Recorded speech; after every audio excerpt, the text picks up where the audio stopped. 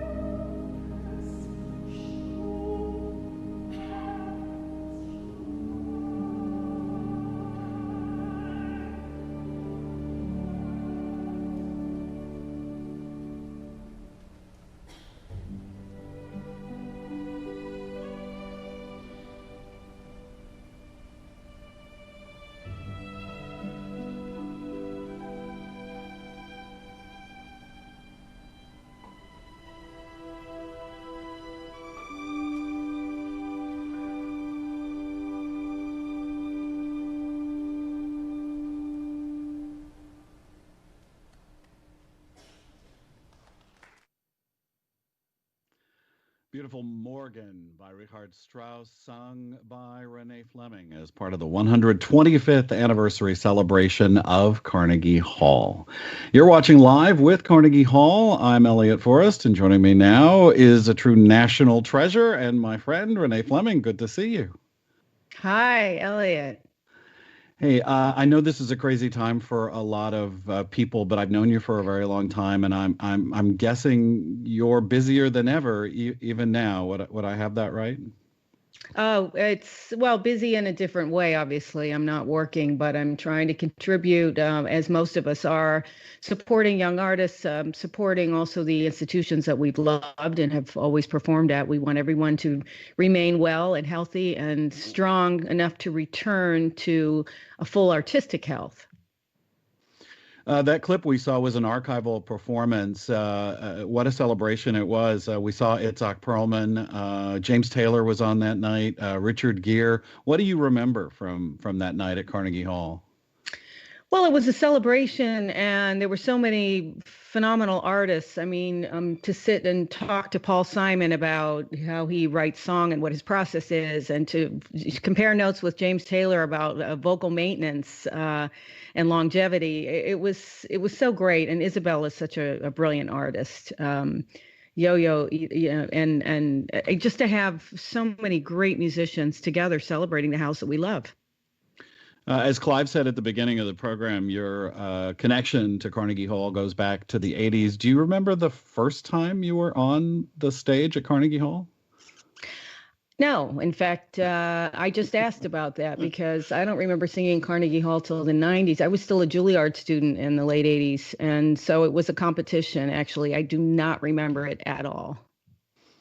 So that just tells you, yeah, we've been doing this for a while. And those formative experiences, when I did appear as a soloist, it was incredible because, everybody wants to make their Carnegie Hall debut. That's why there are jokes written about it that the taxi drivers will repeat to you if you're traveling around in New York City for the first time.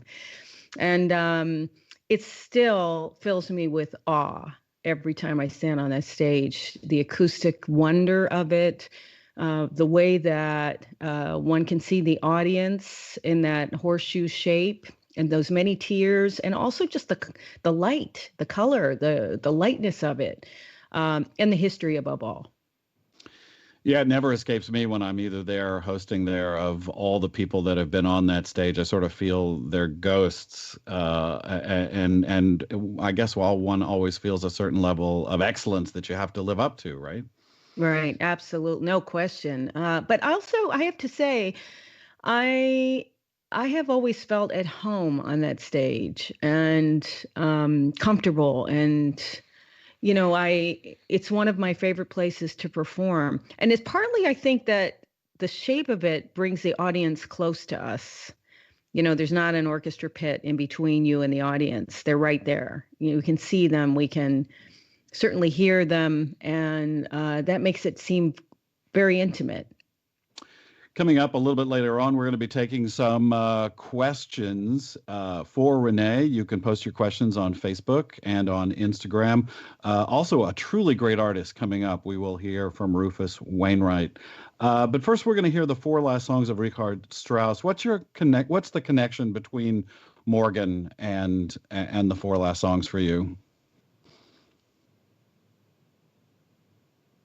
Are you with us? Did we lose Renée? Well, you know what? We've got these.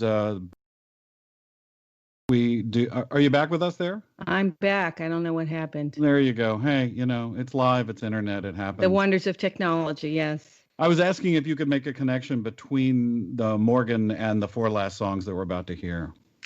I always have aligned these two pieces, and it moves me very much to think that Richard Strauss composed Morgan for his wife, Paulina, and it was a wedding gift, evidently. And then the four last songs, to me, coming at the end of his life and finishing with Im Abendrot, even though he wasn't responsible for the ordering of the pieces, Im Abendrot does suggest the same thing, the same notion that a couple hand in hand experiencing some extraordinary natural beauty and feeling at peace.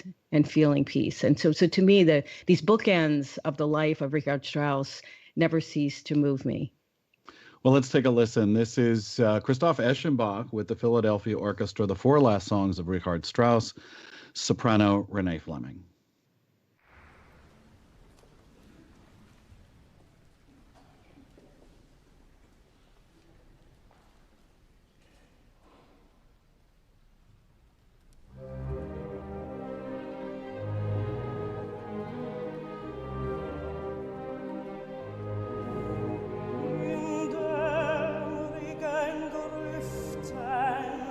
Träumte ich lang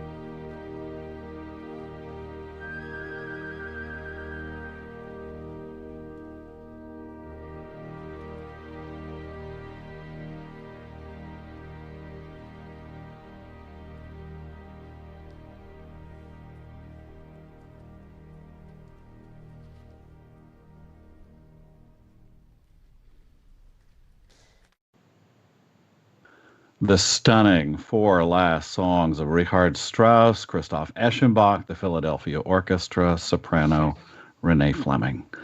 I'm Elliott Forrest. This is Live with Carnegie Hall, and we are live with Renée Fleming. I know the audience couldn't see this at Carnegie Hall when it was recorded in 2004, but that close-up you can see, you were quite moved by that. There was a tear in your eye. Do you remember being that emotional? You know, that piece has a huge effect on me, and it really is extraordinary because I even to this day, I've performed it more than anything in my repertoire by far, and I still perform it every year a number of times, really every year of my whole career since that premiere with Christoph Eschenbach in Houston in the mid '90s, and it's just it's so epic. The poetry is just enigmatic enough that we can apply it to our own lives, the seasons of our lives.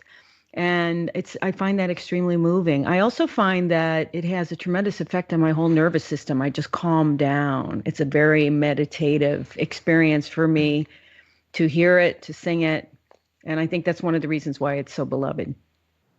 I think the last time I saw you in person was backstage at Carousel on Broadway, and I've seen your website. It looked like you were still scheduled to do more theater this summer. Yes, yeah, La Light in the Piazza. It was only canceled a couple of days ago. We were meant to be in Australia at the Sydney Opera House, and I was really looking forward to that. So yeah, all year, but I especially regret missing the tour with Yevgeny Kissin. And we would have had a performance in Carnegie Hall, which I was so looking forward to. We planned this. It's very hard for our schedules to combine, and it took a lot of planning and a lot of time, and it will be hard to recapture that. We will hear him play with you singing a little bit later on in this hour. Before I did want to give a couple of shout outs. We have people from all over the world that are watching and listening this live online broadcast with the two of us, Renée, people in Buenos Aires, the country of Georgia, I'm sure the state of Georgia too, but the country of Georgia, Belfast, Dublin, Brazil, Trinidad, Mexico, and we're going to be taking some of your questions a little bit later on. First, just briefly, I know you've had a long relationship with Carnegie Hall. In addition to singing, the Song Studio, what is that?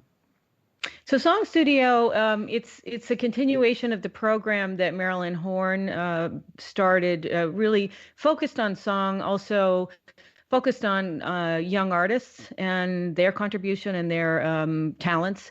So we have it once a week in January typically, and we invite the creme de la creme of young artists interested in this genre, and we invite them to Carnegie Hall for study with composer in residence, a lot of guest master classes, and certainly it's been a very exciting process for me to see how we can make a contribution to this art form because I love it so much. It's really one of my favorite things.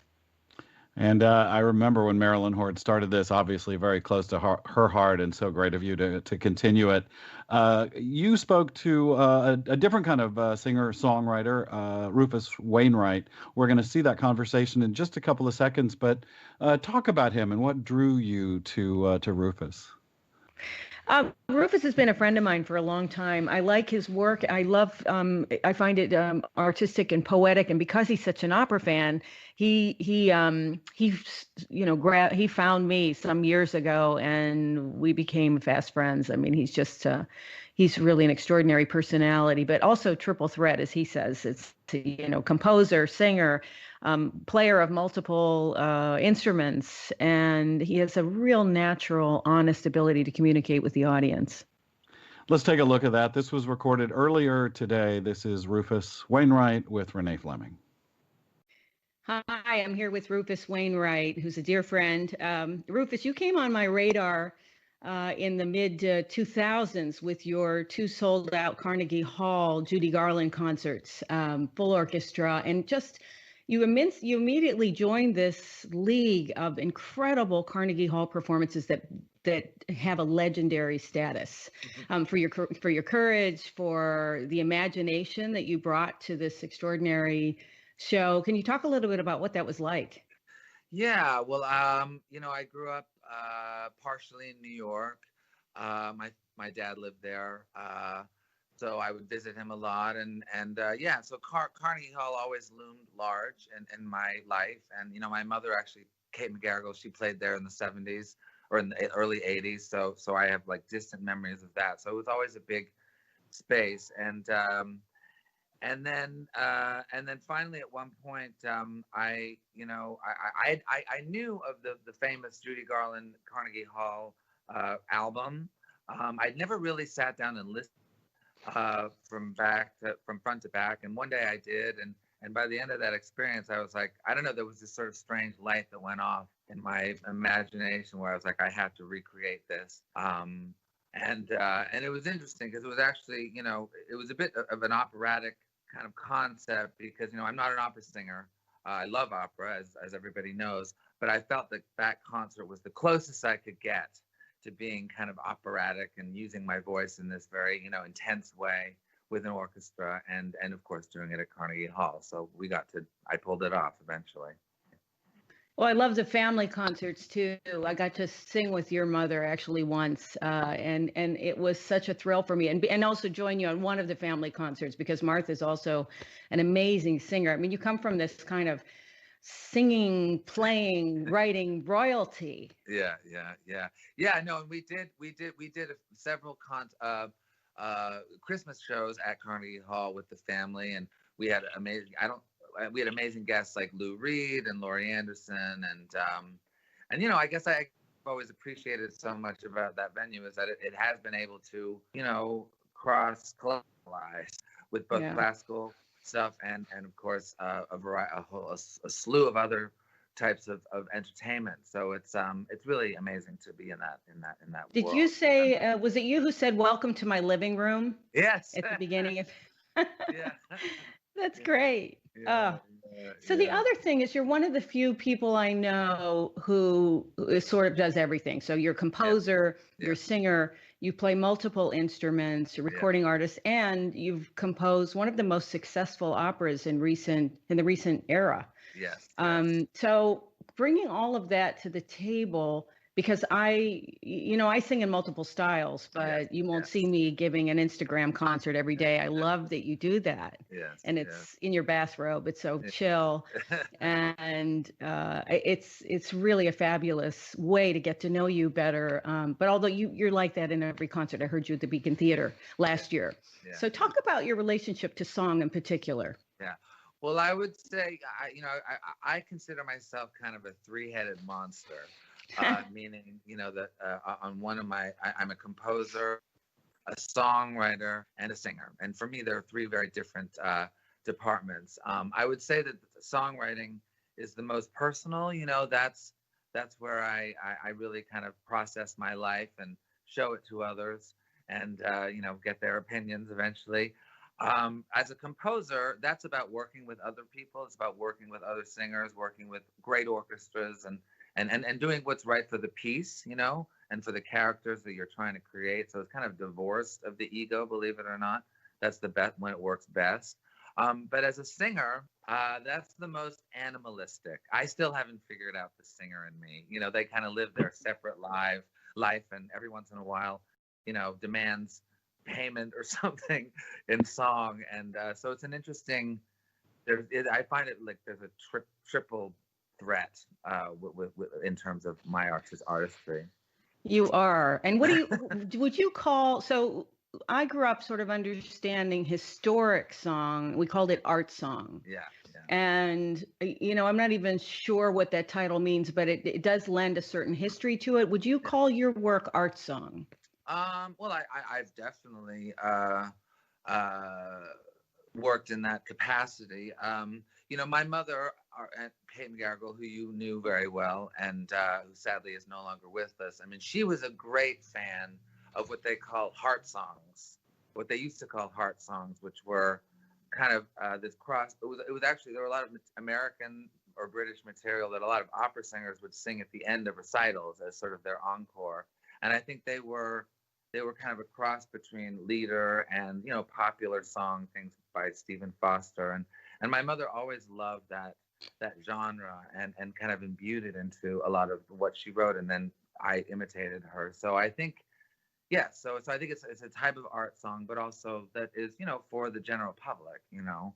Yes. You know. Well, it's no accident that classical musicians are picking up your music and performing it in recital. So I'm hoping that we'll get you to come and visit us at Song Studio, which is we bring together some of the top talent internationally once a year. And this is the program that Marilyn Horne started that came to Carnegie Hall. And of course, we work and study song literature. And, you know, I want to expand that to include contemporary song literature so that we can mix the entire spectrum of songs as you do so beautifully. And you sing so amazingly. I don't know how you sustain some of the high singing you do. It's quite incredible. Yeah, no, I think it's just from lack of knowing anything about what I'm doing. I just sort of do it without worrying about it. So that helps. But, that helps. Don't think about it. Well, thank you, Rufus. It's really, I just love your work. I'm really a fan, and you're an amazing, unique human being as well. Oh, thank you so much, and it's great to see you, and you look fantastic, and stay healthy, okay? You too. Rufus Wainwright with Renée Fleming here on Live with Carnegie Hall. I'm Elliott Forrest. We're going to take some of your questions in just a moment, but first, Renée, you have an event coming up next week, Music in the Mind. This is something you've been exploring for a while. Tell us about that.